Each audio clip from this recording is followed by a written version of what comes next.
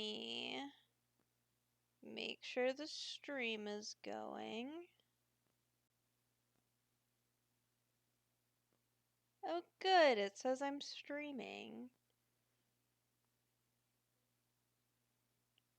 Oh, let me mute that. Holy crap. Now where is... How big does this window have to be before I can see chat?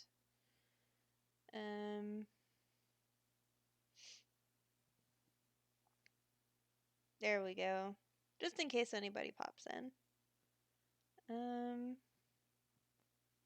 Wonderful. Okay, well, hello everybody. There's no one here right now. Little weird to say that, but this is going up on the YouTube channel afterwards. So hello to all you lovely folks over there. I've been meaning to get back to this for a little while, but my world kind of got turned upside down, and now my sleep schedule is backwards. And the unfortunate part of living with another human being, one of many, I suppose, is that can't really do streaming in the middle of the night because the other person has to sleep because I actually have a life. Uh, but I'm here now, and as promised, we're going to be looking at what exactly is public domain, because I didn't really get anywhere with the fair use question last time. Which to sum up is basically do your best. Try not to screw anybody out of any money.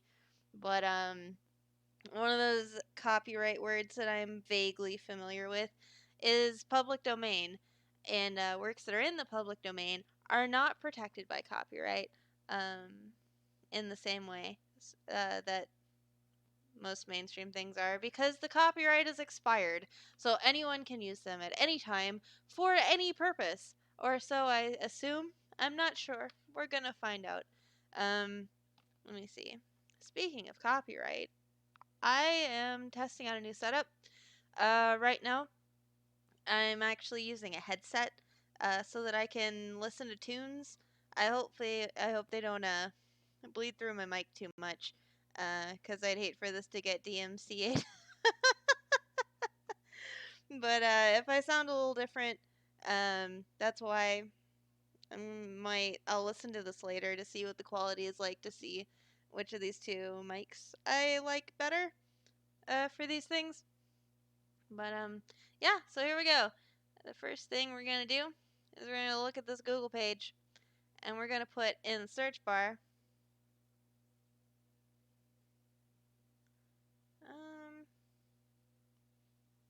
or the address bar. What is the public domain? Oh, look, the first place is one of those college addresses, which I've said before, pretty trustworthy. Probably a bunch of lawyers and law professors who went into the creation of that, if it has a college.edu address, which is good. And look, there's a first word, fair use. Maybe we could have used that in the last stream, huh? What does this say? Welcome to the public domain. Copyright overview by Rich. Thanks, Rich. I don't know if I want to listen to somebody named Rich, so I'm going to move forward and maybe come back to this one.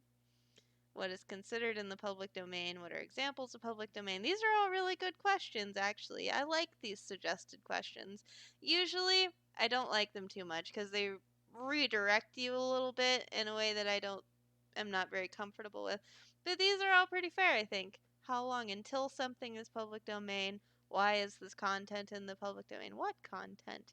Google users, what are you searching for?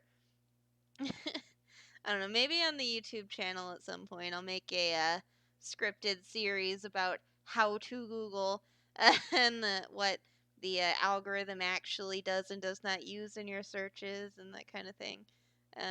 Because really, just why is this content in the public domain? I don't... You poor soul, I hope you got an answer. How does this answer that? Content in the public... Okay, that's... Anyway, sorry. Is Wizard of Oz public domain? That just appeared out of nowhere. Does that usually happen? But I'm pretty sure the Wizard of Oz is not public domain. At least not the movie versions. The children's book is. Okay, I'm getting ahead of myself. Oh gosh, there are more of them. Is Disney Snow White public domain? Is Disney public domain? What entered the public domain in 2019? Okay, so from these things that are sort of just appearing out of nowhere, um, it appeared there's some kind of list that happens every year where you say, oh, these are all the new things in the public domain. At least the published works that we're aware of. Public domain, Wikipedia. I think I talked about Wikipedia last time and how it may be useful.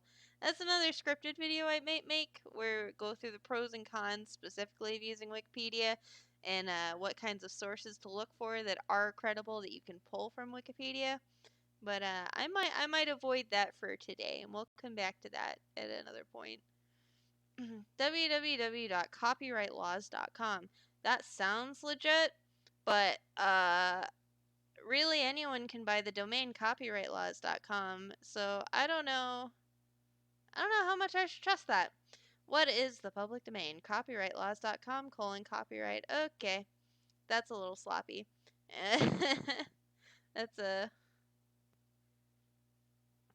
and this was posted 5 days ago. I would think something that actually says like what the law about public domain is or something would be a little older than 5 days ago. Maybe this is someone's interpretation of the laws or whatever that say what public domain is. And frankly, I'm not very interested in that kind of stuff. I want to get right down to the meat of it. Like something tell me in a nice little list or a table or something like that. What is public domain? um, training.instructure.com. I've never heard of that.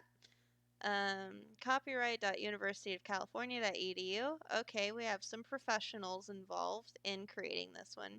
So even if it is them interpreting the law for me, I'm more inclined to think that that's okay because they will more than likely list the actual source that they're pulling things from, and I will be able to see the actual source, which is what I'm looking for. So, let me see. The public domain. UC copyright. The public domain. No permission is needed to copy or use public domain works. Aha! According to the snippet, I was correct. Okay, let's click on this page and see if my confirmation bias is warranted or not.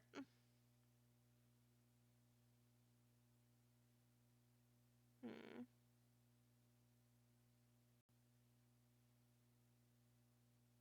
Hold the phone. What is going on my stream?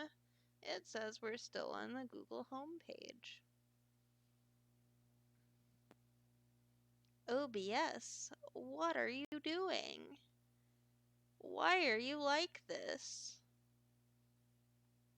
Is it just struggling because I'm... No, it's all loading. Sorry, everybody. Just streaming problems, am I right? Can I say that? This is on the left.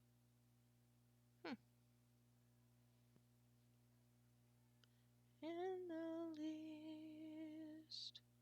You know, if I get better at editing videos, I'll be able to cut things like this out of the YouTube videos, but for now, all you poor souls are gonna have to deal with little pauses like this. Oh good, now it's showing the page. Okay, so it is, in fact, working properly. And you guys have not seen that page before I did. What's up with that? Alright.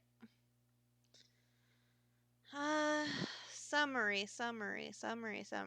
I will read all of this to you if it ends up being proper and correct. But first, I would like to see what their sources are. Sources.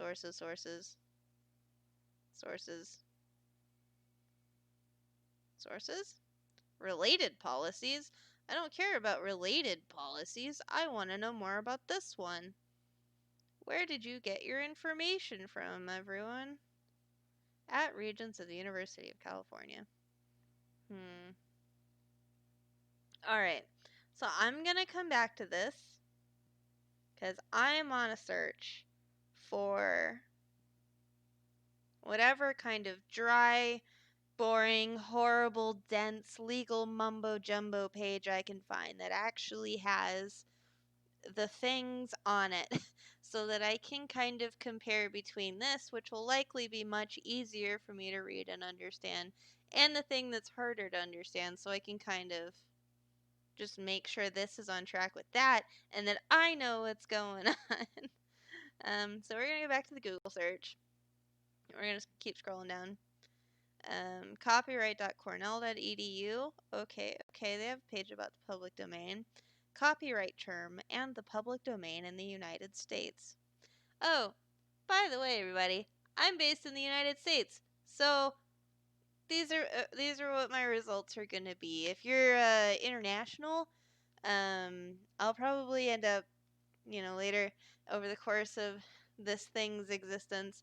If there's an interest, I would dive into copyright laws of other countries too, because I think it's just important for you all to be able to search for what's going on. But I am based in the United States, so my results are going to be tailored for somebody in the United States. And what happens in the United States is going to be most relevant to me. So I'm sorry if you are not in the United States and you're watching this and this is a little irrelevant to you. Just let me know in a comment or an email or something what kinds of content you'd like to see, because I'd like to be able to include everybody. But anyway, back to this. Copyright.cornell.edu. Um, let's see. The public domain and 5 things not covered by copyright. If this wasn't posted by Creative Commons, I would not trust this source. But Creative Commons, mm, we'll get to that. I am very easily distractible on this thing, but let's look at the Cornell source first and see if we can get to the boring stuff before we get to the fun stuff that is Creative Commons. Copyright term and the public domain in the United States. Download PDF. I don't want to download a PDF. Ooh, I see a footnote.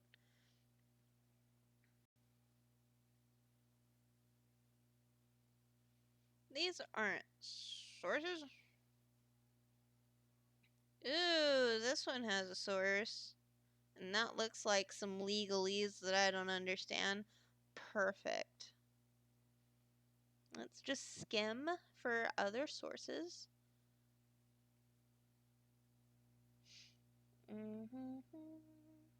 I'm assuming, given the one that I just found, that they will be linking out any of any sources.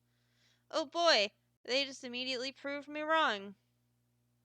See Barbara Ringer, study number 31, renewal of copyright, repin in Library of Congress, copyright law revision, studies prepared by blah blah blah. Oh gosh, I don't know why I decided to try to look for these things. It sounds so boring. Determining copyright status, preservation and access, defining reasonable effort. That is actually one that I know personally, because of the whole librarian thing and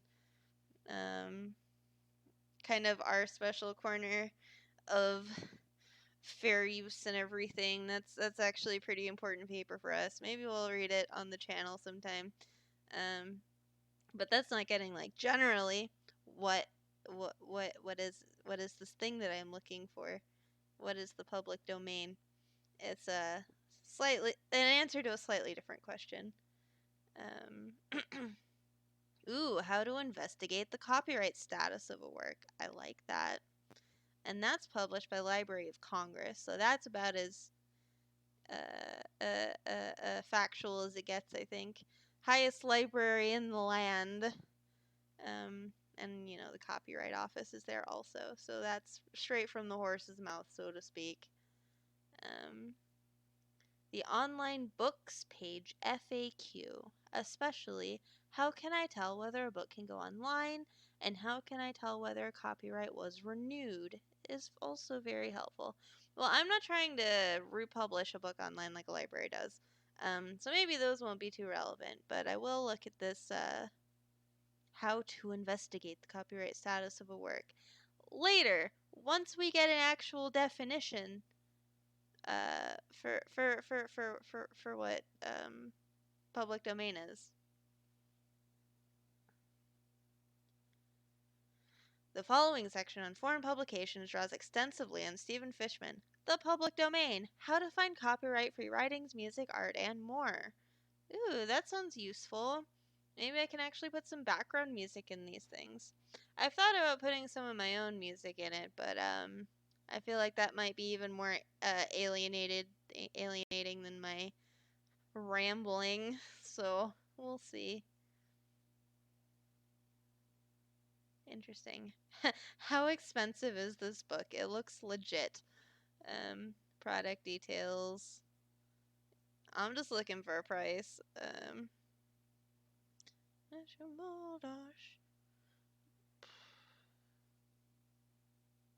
don't know. It's just not going to give me a price.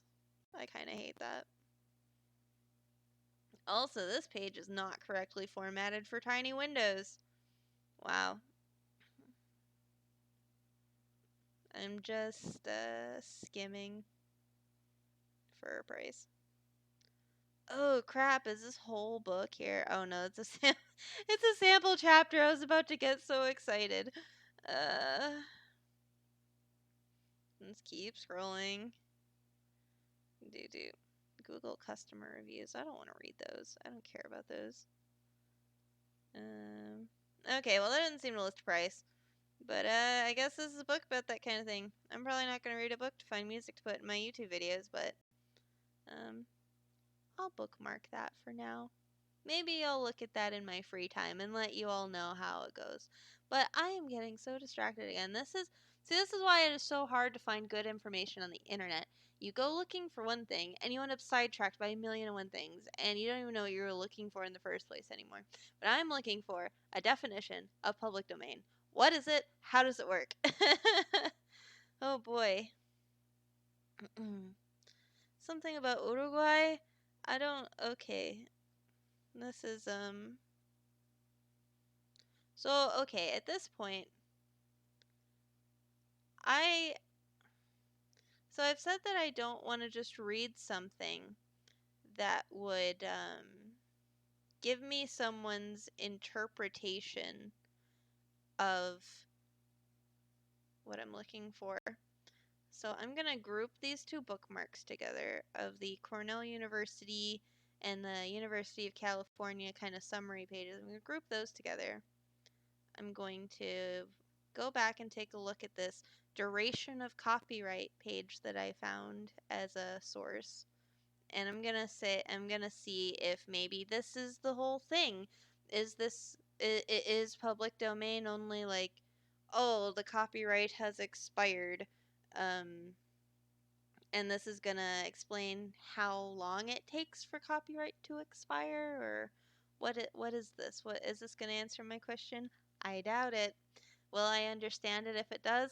Probably not. But if this doesn't work out for me, I'm going to go back and modify my search a little bit.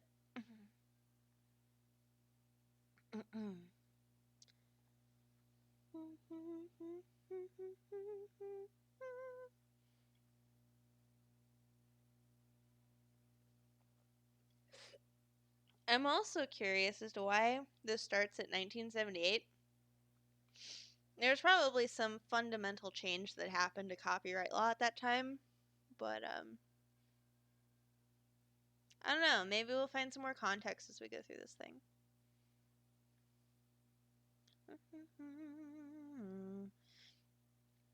Copyright in a work created on or after January 1st, 1978, subsists from its creation, and, except as provided by the following subsections, endures for a term consisting of the life of the author and 70 years after the author's death. Okay, so that's what I'm personally familiar with, is we say, oh, is this thing in the public domain? Can we put it up online for an exhibit or something? It's like, well, let's look at the publication date. Life plus 70.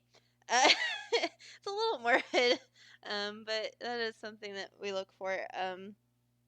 So, but yeah, that can take a little bit of time, because you have a book in your hand or something. Say like, let me reach over here. What is this book? What is this book that I have in my hand? Oh, this is actually a really good book. I'd recommend it. Life 3.0 by Max Tegmark. It's about being human in the age of artificial intelligence. So let's say I have this book, and I want to know, just using this little paragraph, whether it's public domain and I can put it on my website or whatever, like screens from it or whatever. Uh, we have to open up the cover, open up past the reviews that nobody cares about because they don't put summaries in the inside jacket anymore. They just put all these things from like Publishers Weekly and the Telegraph, and it's like, I'm sure you all have really nice opinions that you think well of, but I don't care. Past the page with the summary of who the author is. Again, I don't really care. I only care about the contents of the book. Okay, then we get to the title page. And the title page on the front side doesn't have a copyright date on it, so I'm going to turn it and look on the back side. And it says copyright 2017 by Max Tegmark. So, I know now that this is a book that was created on or after January 1st, 1978. So from here, I would have to, well, first of all, 2017 is less than 70 years ago. So, this probably won't work for my website. But, assuming that, this work is not published posthumously or posthumously, whatever kind of weird way you want to say that word. Um, that would generally work. Like, oh, it was published less than 70 years ago. That's probably an indication that the person who wrote it's not dead yet, because we don't really take dead people's books and publish them too much anymore. Uh, but But anyway, say this copyright was a while ago, say more than 70 years ago or so. I would have to see, okay, Max Tegmark is the author. I would have to do a search on March Tegmark, or Max Tegmark, to see when he lived. And it would just be a bunch of calculating and searching for really personal details about the author. If we were going exclusively by this definition, which is what I'm used to doing, but it's kind of creepy and invasive. But anyway, so we have this basic rule now. Life of the author plus 70 for works created on or after January 1st, 1978, with the following exceptions. Exception 1. Joint works. In the case of a joint work prepared by two or more authors who did not work for hire, that copyright endures for a term consisting of the life of the last surviving author and 70 years after the last surviving author's death. Okay, that's basically the first one. I don't know why they call that an exception. Obviously, if there's more than one author, it's going to be the life of whoever lives the longest, plus that 70 years, because they want to get the money for as long as possible from that copyright, right? Alright, next exception. Anonymous works, pseudonymous works, and works made for hire. In the case of an anonymous work, a pseudonymous work, or a work made for hire, legal documents just read like stereo instructions, man. The copyright endures for a term of 95 years from the year of its first publication, or a term of 120 years from the year of its creation, whichever expires first. I mean, that's kind of nice. That it's whichever one expires first, so we can get to it more quickly. But this one is actually a lot more difficult than the previous criterion, because if you're looking for an author, it's usually just a Google search away, and even Wikipedia will have, the start and end date of this person, and you can usually trust that to be correct, unless we're going back a few hundred years. um, But when you're looking at the date that something was first published, um, that can take a lot more digging. That takes some actual time, so that's a little unfortunate. But it is good that you can do that, I guess. But it just takes a really long time. From experience, I've come across a number of books in the library that I worked at previously, um, where I was looking at it and I had the book in front of me and it had the date of the copyright, and I would be like, "Oh wow, is this a first edition?" It seems old enough to be a first edition, given what I know of the author's lifespan. Um, and I would just be digging through WorldCat for and it would just be so unclear whether or not this was the first edition or a facsimile of the first edition or a second edition or a collector's edition or any of those things. But I'll definitely have one of these explaining WorldCat and the unique frustration that is when you're trying to find very specific books. But that's a really good resource for this kind of search where you have to search for the year of a first publication, even if it's kind of a pain. Once you get to an answer, you know for a fact that it is correct, at least as far as everyone knows. um, okay, or a term of 120 years from the year of its creation.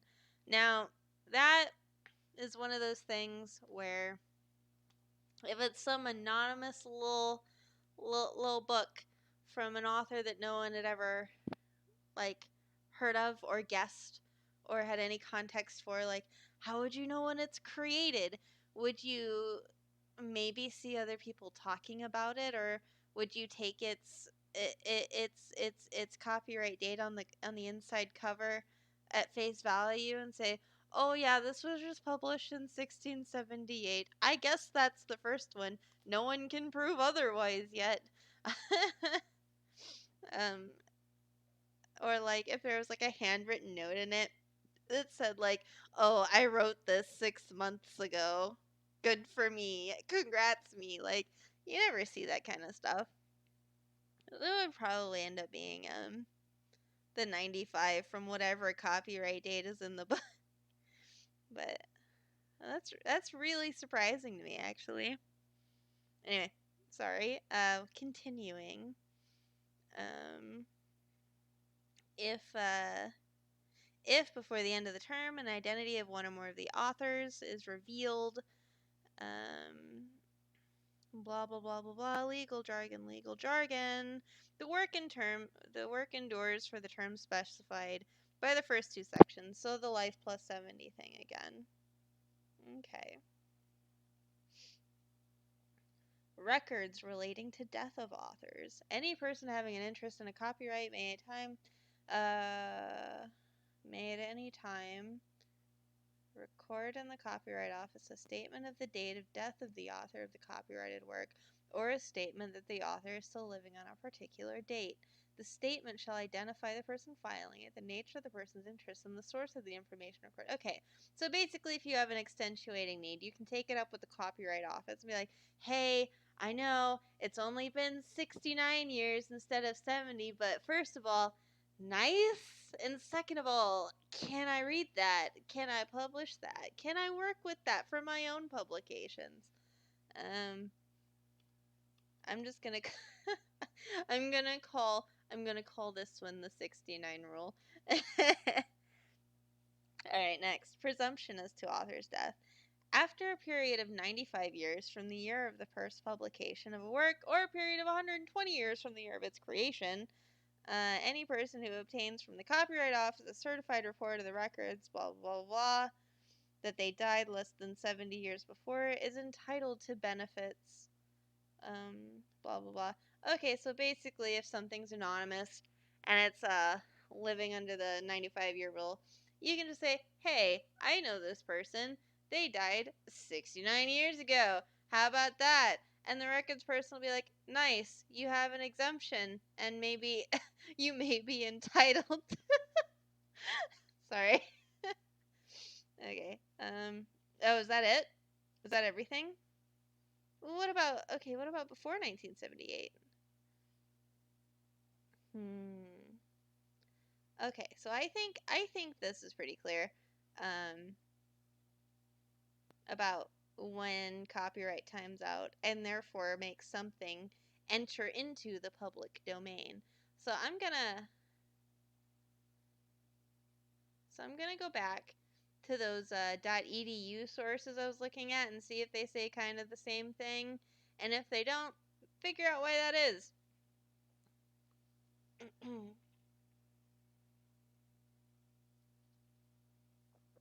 So first up is the University of California one, um, saying that no permission is needed to copy or use public domain works. Okay, good, great.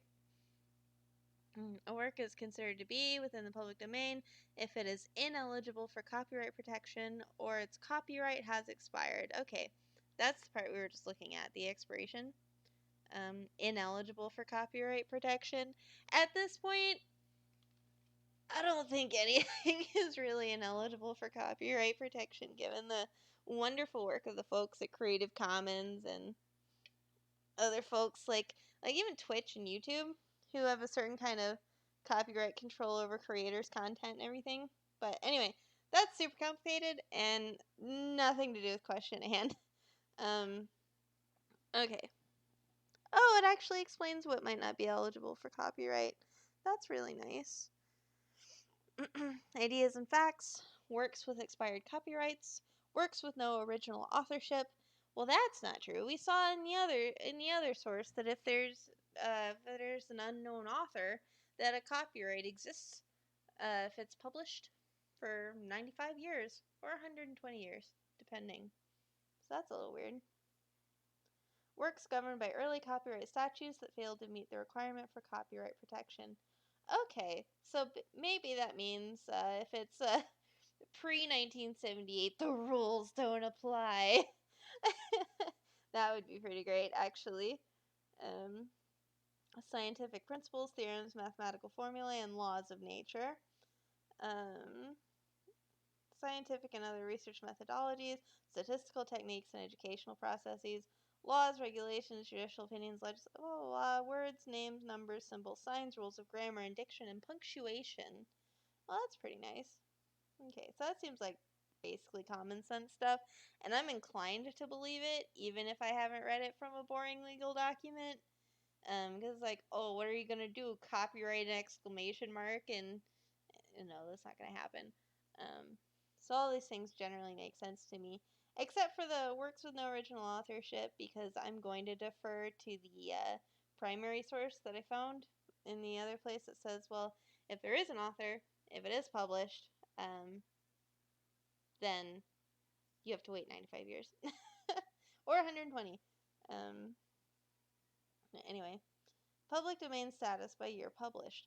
There's no easy method to determine whether a work is in the public domain because the laws are complex and have changed numerous times over the years. Well, that other thing I found seemed to make it pretty clear. Let's see how they complicate it, I suppose. Okay. If the work was published in the United States prior to 1923, it is in the public domain. That's really good to know. 1923. Magical number. I wonder if that goes up every year, or if that's one of those benchmarks where these like fundamental copyright things changed. Maybe it'll say in this little table. For works published between 1923 and March 1st, 1989, it depends on whether the certain statutory formalities were observed. Okay.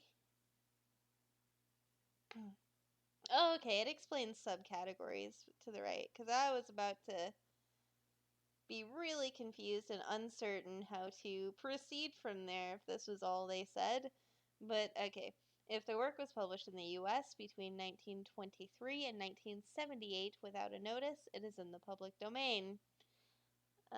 If the work published during this period has a notice, it may be protected for 95 years from the date of publication. If the work was published in the US between 1923 and 1978 without a notice, it is in the public domain. Isn't that what the first one said? Why did they put that twice? If the work was published in the U.S. between these dates without a notice, it's public domain. These are literally the same. It's the same thing twice. Okay, page editors, I'm about to just. You know what? No, I'm not going to look at the UC source anymore. Sorry, University of California. You have failed the test. You said something kind of iffy, and then your infographic has this really unfortunate mistake. So instead, I'm going to go to the Cornell one and see if that rings a little better for me. Never published, never registered works. Oh, this is nice. This says the type of work that it is, the copyright term, and in the public domain in the US as of the 1st of January 2020. Okay, so these are going to be the numbers that are like, this changes every year. Alright, so for unpublished works, it's life of the author plus 70. Okay, that's like we saw in the primary source. This is good so far. And this gives us the year. Works from authors who died before 1950. Okay. The anonymous and pseudonymous works and works made for hire, they are directly quoting from that thing we just read. I'm really into this so far, actually. 120 years from date of creation. Okay, so they didn't make note of the 95 years thing, so I guess it's more common to see from date of creation. Works created before 1900. Okay. So once 2021 finally gets here, we'll be looking at works from authors who died before 1951 and works created before 1901. Works registered or first published in the U.S.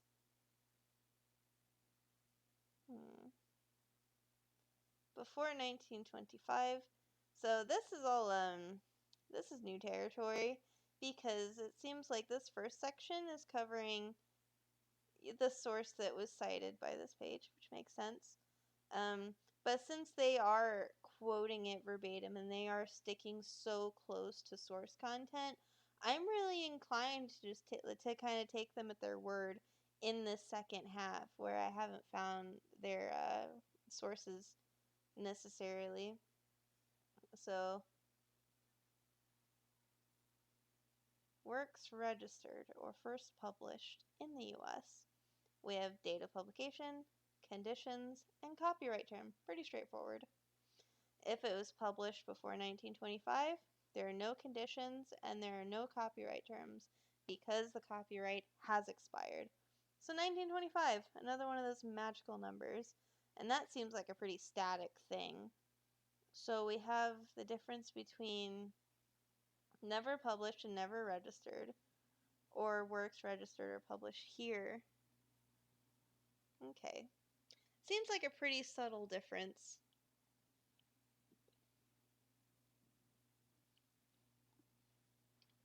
But I suppose if you're dealing with like actually old books, like 1600s or something, those things would have been registered or published, but they also would be more than life plus 70, so that seems a little arbitrary, but okay.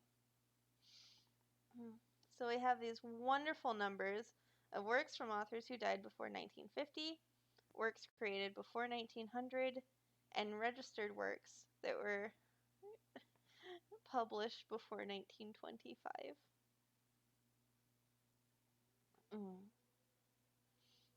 Okay, 1925 through 77.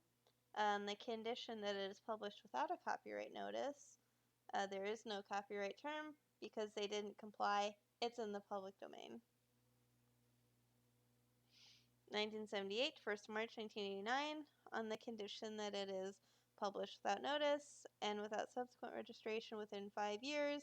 There is no copyright term because they failed to comply.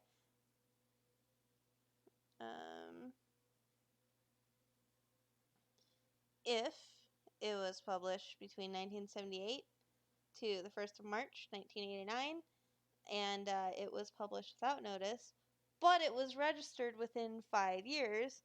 Then we have the life plus 70 thing, or the 95, or the 120 that we saw earlier. It's nice that it loops back around like that.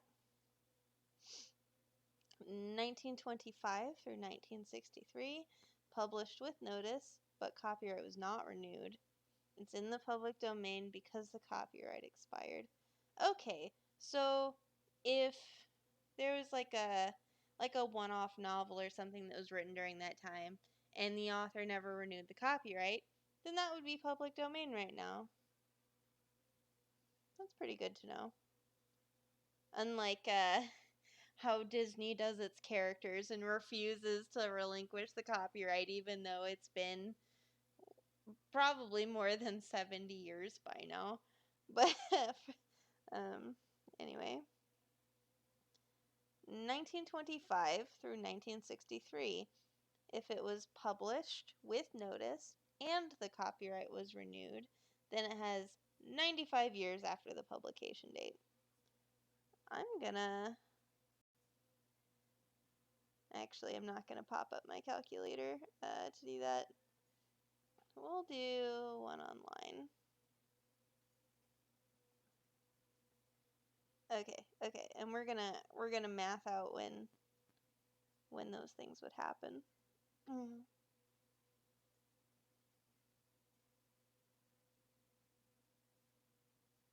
right, 1925 plus 95.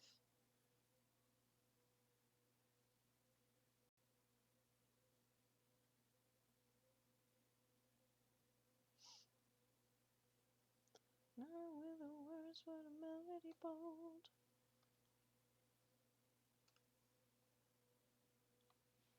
Okay, yeah, so that's what 1925 is kind of the bottom number of that. And then through 1963. London through these hills. Oh crap, I backed out of it because I thought I could backspace the numbers. But apparently not. 1963 plus 95 equals 2058. Okay, so after 2058, all the stuff published in this period will be public domain. Okay, so there's a lot of subtleties in this table, and I'm not going to insult you all by reading them all to you. But I do think this is a good source. So I'm just going to go back to the search page, and I'm going to read you the I'm going to just read this URL to you all. https://copyright.cornell.edu/public domain pound footnote _2. I don't think you need the pound footnote _2. I think that's just because I clicked on it earlier. Or maybe that's just where I am in the page. But copyright.cornell.edu/public domain has this really wonderful table that I'm inclined to believe and use for guidance. But I will skip ahead to the more recent stuff because that's kind of what I'm interested in. Like, if I wanted to read you Max Tegmark's Life 3.0 on this channel, is there any chance in hell that I could justify this as being in public domain? Probably not. But, okay. Oh, good. After 2002. This was in 2017, so this would definitely be this category. None. 70 years after the death of the author. And then the 95. Okay. So that's pretty clear cut. It's unfortunate. I could probably still read this to you all if we wanted to have a discussion about artificial intelligence, but otherwise probably not. Unfortunate. Works first published outside the U.S. by foreign nationals or U.S. citizens living abroad. And that's just, if it's before 1925, it's in the public domain. Published abroad before 1978.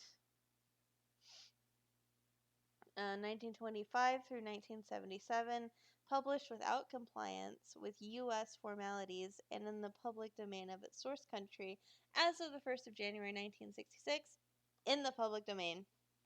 Interesting. But if it is in compliance, then they have the 95-year rule. That's really interesting, actually.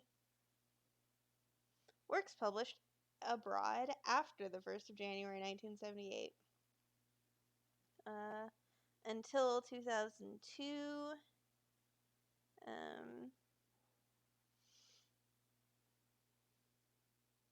The country has to be a signatory to the Berne Convention.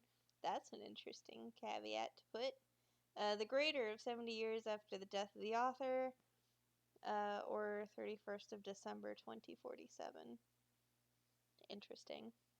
Seems a little arbitrary, but we'll go with it. And then 2003 on, either 70 years or 95 years. These tables are actually super interesting. Ooh, special cases.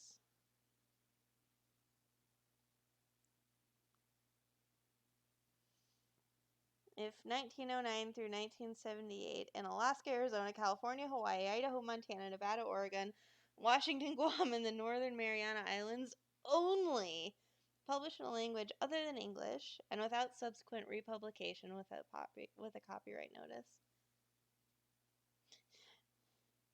Treated as an unpublished work until such date as the first U.S. compliant publication occurred. These are super interesting. Why did these things need to happen?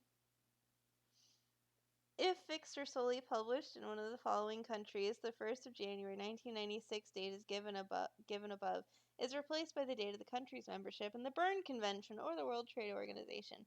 That makes sense.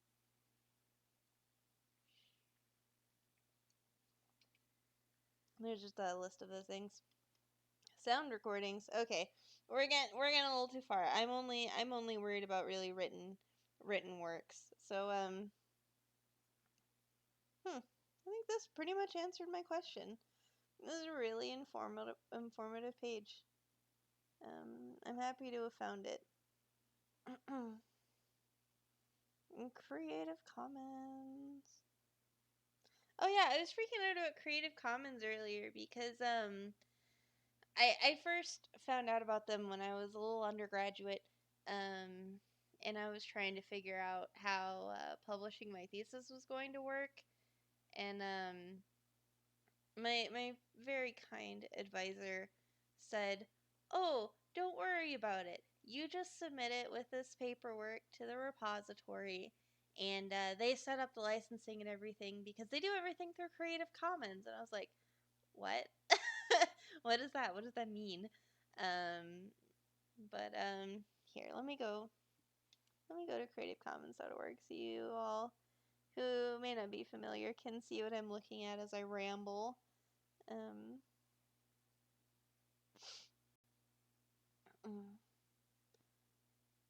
CC Creative Commons. You've probably seen that CC everywhere. Let me navigate to what we do.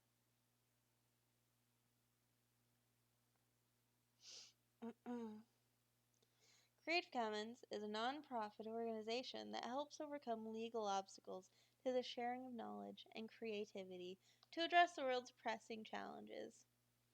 Essentially, they help people who have no idea how copyright works slam some copyright on their intellectual property, particularly on the internet.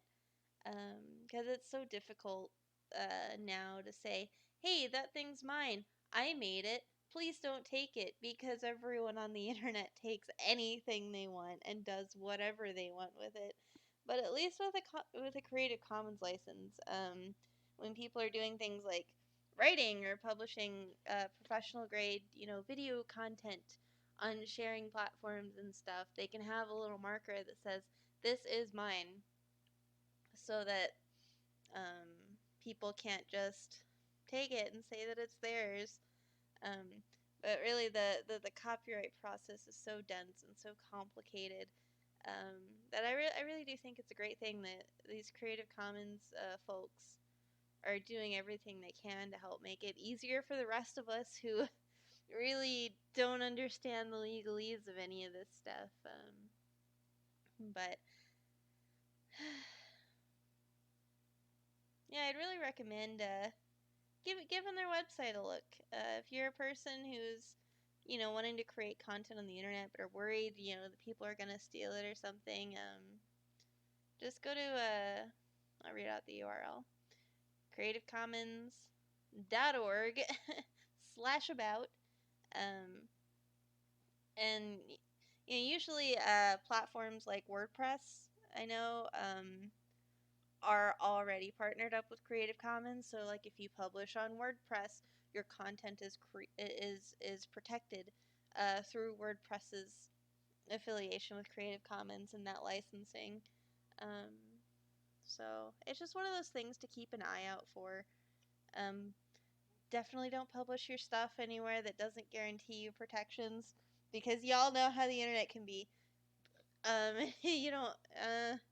I mean, you might want them to do whatever they want with your stuff, but at least this way, you'll get credit for it. If they do decide to. Maybe you could even get paid for it if they want to use your stuff. It means they have to ask you, and you can negotiate for yourself, because you do have this kind of protection for your stuff.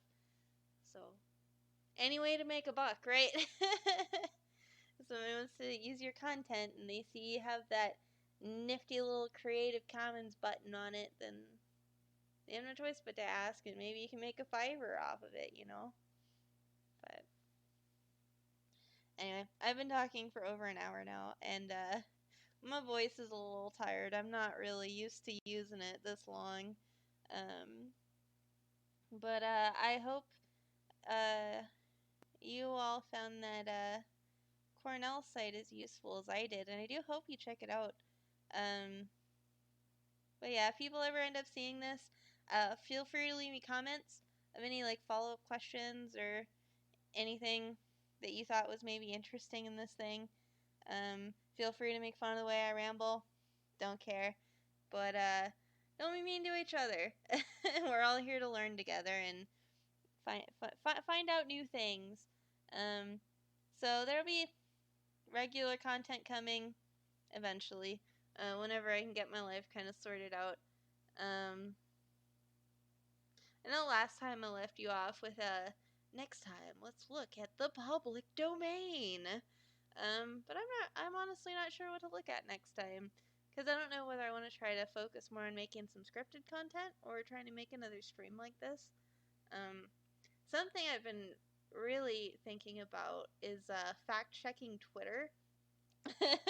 Because oh boy, I'm in the US and there's a lot of stuff happening on Twitter right now that I'm kind of ashamed of, to be quite perfectly honest. But it could be a good time to just see what's trending, click through some things, and see what holds up and what doesn't. I know these first couple of videos where I've been trying to just get used to everything have been sort of a, what is this? Oh look, I just found an answer. Let's go with it. But as I get more comfortable with this and everything, I expect it'll get more interesting. I'm always trying to get better. I hope the audio from this is better than last time, because I was listening to it and oh my god, the background noise. But maybe I get a pop filter or something and use the other mic, but we'll see. We'll see. This is all a grand experiment, and if you do decide to tune in, thank you so much. Hope you liked it enough to subscribe and join me along this grand adventure. But for today, thanks everybody. I'm gonna tune out now if I can Oh gosh, where's the stop button? Ah!